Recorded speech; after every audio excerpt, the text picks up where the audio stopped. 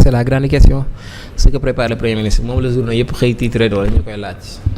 En tout cas gis nañu ni le premier ministre Ousmane Sonko ci weekend bi yëpp moo ngi entre Darou Mouhty Touba Xelkom di seet ñi nga xam ne ñoom ñooy ña fa nekk les chefs religieux. Sénégal nag dañu am benn spécificité boo xam ne homme politique ak noo mën di doon ak dayoo boo mën di am wax dëgg yàlla ñi nga xam ne ñoom ñoo fi nekkal diine ji moom dañ ko tàmbalee woon gis ci Senghor ak Serigne Abdou Lahad Senghor ak Serigne Fallou ci Abdou Diouf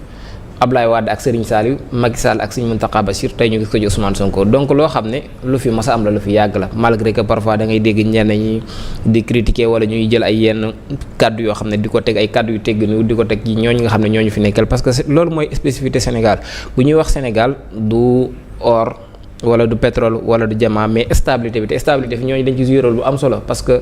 dañ nañu jàngal résistance pacifique gis nañu rôle bi nga xam ne moom la Cheikh Ahmadou Bamba mu ne gis nañu rôle ba ci El Hadji Malick mu ne rôle bi ci keneen ak keneen ak keneen Cheikh Omar Foutiyou Tall ñooñu ñëpp rôle bi ñu ci mane ñooñu nag dañu am ñu fi bàyyi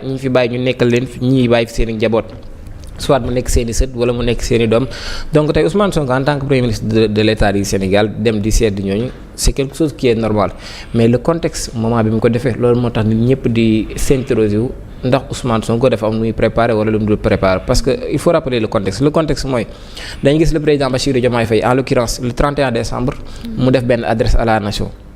et adresse à la nation dañ ko faral di gis ci li nga xam ne moom mooy agenda républicaine l'État du Sénégal chaque année dafay am bi mu defee adresse à la nation nag ba pare y a des points yoo xam ne dañ ko fa soulever boo xoolee moom discours am bi li si Sénégalais yi gën a tënnu lu si bëree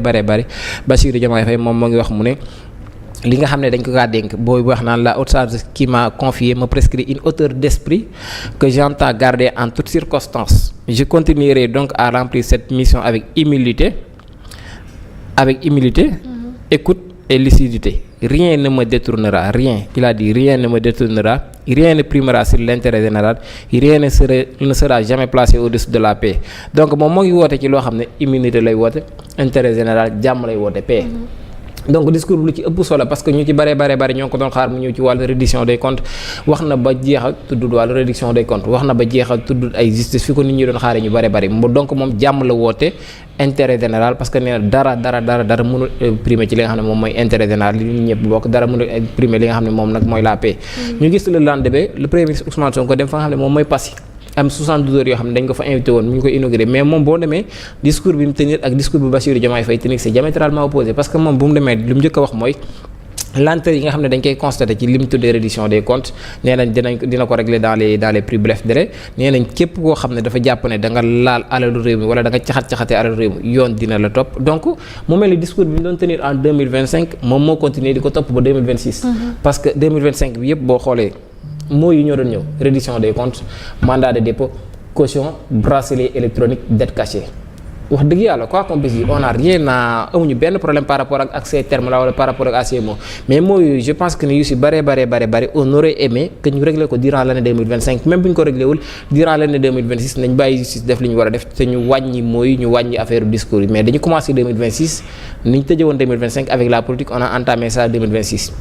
mu jógee Passy quelques jours après Ousmane Sonko dem fële ca Touba di ziare ñi nga xam ne ñoom ñoo fa nekk démb ñoo gis benn photo boo xam ne dafay ànd ak sëñ Bass Abdou Khadre porte-parole xalif général des Mourides demoon na Darou Mouhty mu dem moo tax Sénégal yëpp di demander est-ce que Ousmane Sonko dafay préparer dara parce que ñu si bari dañuy sous-entendre que ne Ousmane Sonko dafa dem seeti kilifa diine yooyu pour waxtaan ak ñoom parce que ñu si bari jàpp nañ ne il va démissionner man je suis pas de cet avis là pourquoi Ousmane Sonko va démissionner ak buy démissionner est-ce que dafa war a dem parce que tamit loolu dafa am réalité on se rappelle que Macky Sall bu muy démissionner ci gouvernement Ablaye Wade à l'époque mooy bi ñu ko démettre son poste de président de l'Assemblée nationale parce que moment boobu lañ dugal benn wàññi mandat bi nga xam ne moo nekkoon 5 ans yëpp ko 1 an juste pour bëgg koo daa xam nga rek avec les politiques là moom avant muy démissionner dafa dem seeti les guides religieux demoon na Touba toog ak sëñ Baara Mbacke waxtaan ak moom demoon na feneen ak feneen famille religieuse yu ci bare demoon na fa moo tax xam naa sénégalais yi nag jàpp ne Ousmane Sonko même procédé bi lay def wala dafay dem waxtaan ak ñi nga xam ne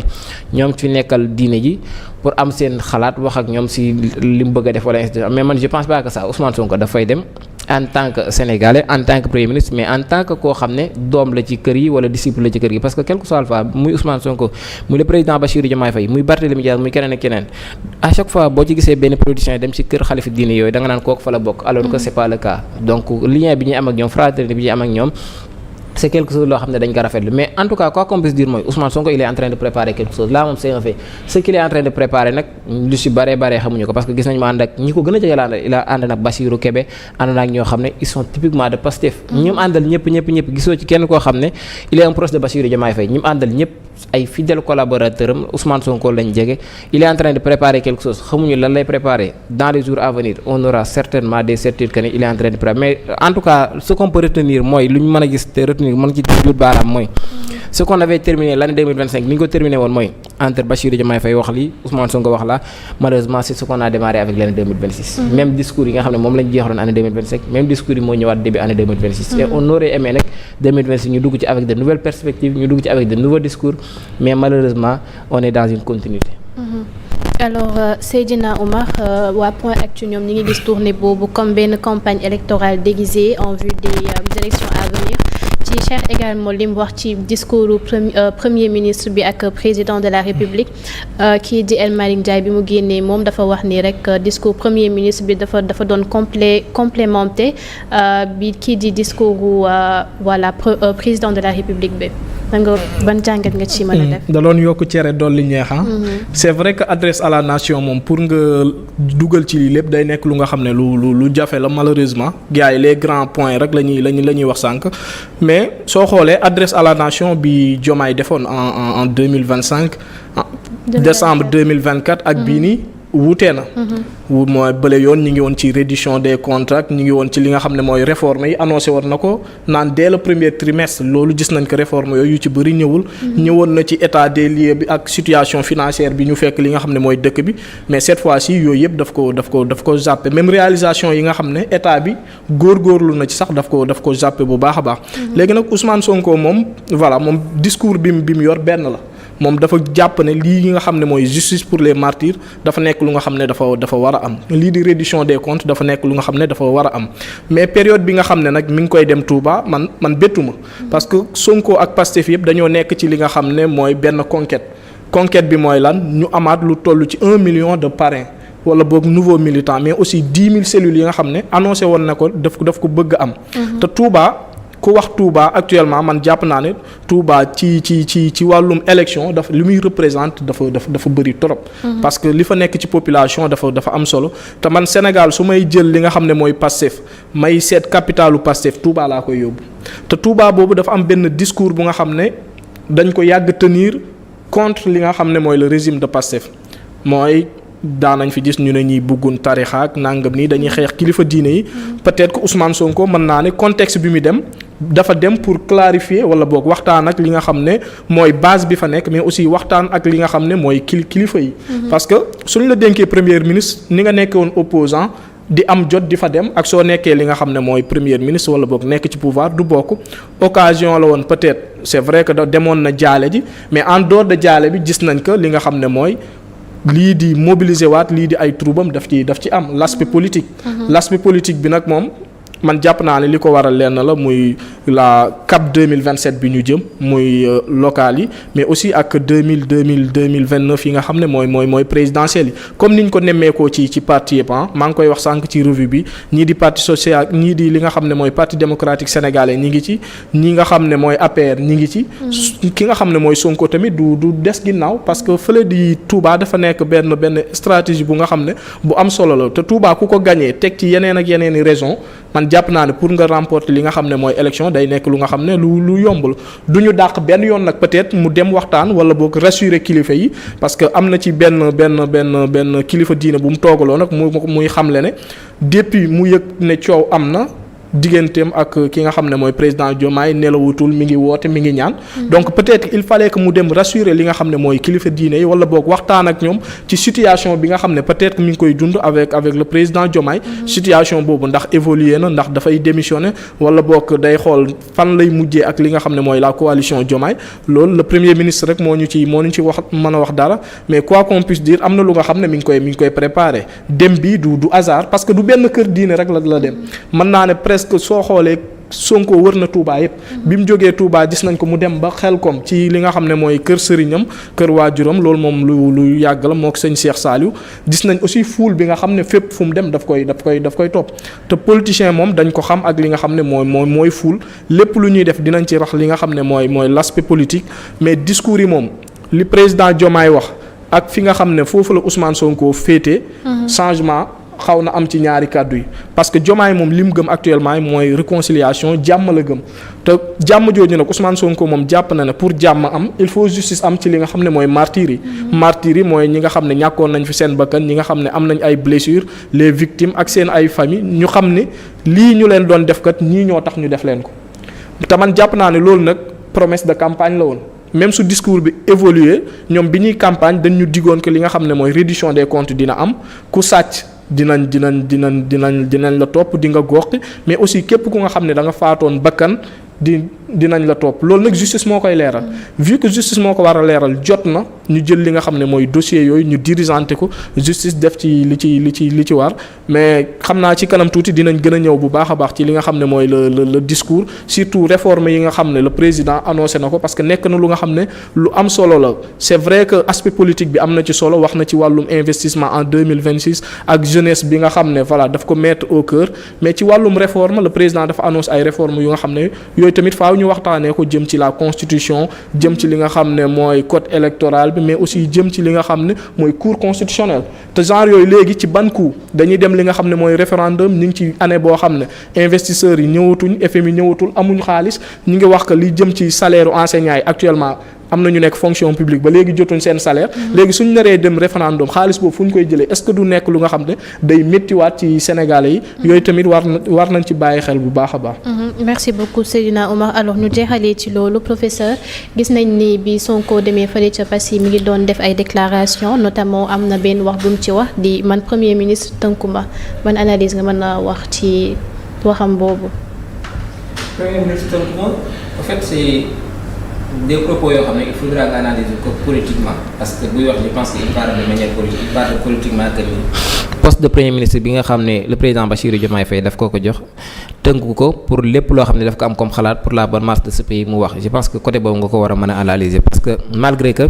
c'est la première fois dans l'histoire politique du Sénégal nga gis benn premier ministre boo xam ne dafay am benn version boo xam ne c'est carrément contradictoire avec le président de la République premier ministre yi ñu fi doon faral di gis souvent dañ doon nekk en phase avec le président de la République quel que soit alpha ak loolu leen mën di wax Amadou Ba Aminata Touré ñeneen ak ñeneen ñi fi jot a jaar comme premier ministre yépp ci régime Macky Sall wala muy régime Abdoulaye Wade da ngay gis ne à chaque fois dañu nekk en phase avec le président à chaque fois que bu ñu nee ba nekk en déphasage rek wala discours bi changé day gis quelques jours après dañ leen di dàq poste bi ñu nekk ñu jëlee leen fa wala ñu démissionné. On se rappelle que comment dirais-je à l'époque Idrissa Seck il fut premier ministre de Abdoulaye Wade. bi ñu nee ba nga xam ne Abdoulaye Wade daf ko bëgg a dàq wala daf ko bëgg a créer le problème dañ ko dàq indil ko affaire chantier de Thiès Macky Sall la même chose on l'a démis de ses fonctions Mame Madior Boye keneen ak keneen donc premier ministre yi nga xam ne da nga doon am benn version boo xam ne yow président bokku leen gis-gis wala bokku leen gëngoo dañu doon daax donc nag c'est la première fois dans l'histoire politique du Sénégal ñu gis benn premier ministre ak benn président bokk benn gouvernement te ñoom ñaar ñu am ay discours yu différents xam naa foofu lay waxee ne poste premier ministre tënkuma mais loolu li ko waral mooy il faudra analyser sur plusieurs points bu ma ne il faudra analyser sur plusieurs points mooy gouvernement bi dafa nekk benn gouvernement bu xaw a spécial bu ma ne bu xaw a spécial mooy Ousmane Sonko moom mooy jaay Diomaye mooy Sonko mooy Diomaye bu Sénégalais yi wala ñu si bare demee ba élire ki nga xam ne moom mooy le président Bassirou Diomaye Faye en quelque sorte c'est grâce à Ousmane Sonko bu ma nee c'est grâce à Ousmane Sonko mooy Ousmane Sonko moom moo nekkoon le candidat potentiel de Pastef quoi qu'on puisse dire léegi mu dem ba am ay déboires judiciaires avec Mame Mbaye Niang ñu condamné ko pour diffamation amende ko ba mu entassé li nga xam ne moom mooy casier judiciaire mënut a bokk ci élection mënul bokk ci élection ñu éliminé ko léegi nag il fallait que Pastef essaye de trouver coûte que coûte li nga xam ne moom mooy benn candidat et candidat boobu Ousmane Sonko moom moo ci xalaat ak Pastef la base ñu wax ne Bassirou Diomaye Faye moom mooy nekk seen candidat léegi nag Bassirou Diomaye Faye boobu nekk seen candidat tey moo retrouvé nekk le président de la République du Sénégal loolu moo nekk fait nouveau bi maanaam ki nga xam ne moom moo yor la majorité populaire moom moo choisir benn candidat boobu moo xëy nekk li nga xam ne moom mooy le président de la République et kii di président nag wax ne moom mooy la clé de voûte des institutions. Celui qui moom moo yor les décrets c'est le chef supérieur de la magistrature c'est le chef suprême des forces armées moom moo yor tout ce qui est pouvoir moom moo yor tout ce qui est décret. Par contre il y a quelqu'un qui est de l'autre côté koo xam ne moom moo yor la majorité moom moo yor la masse moom moo yor la foule donc nag loolu moo tax ñoom ñaar mu am benn différence boo xam ne. Diomaye pour mu xëy ne dafay dàq Ousmane Sonko c'est trop risqué. Que par rapport ak gouvernement yi fi daan jaar nga xam ne c'était le président en quelque sorte parce que quoi qu'on puisse dire Ousmane Sonko moom mooy le président du parti Pastef.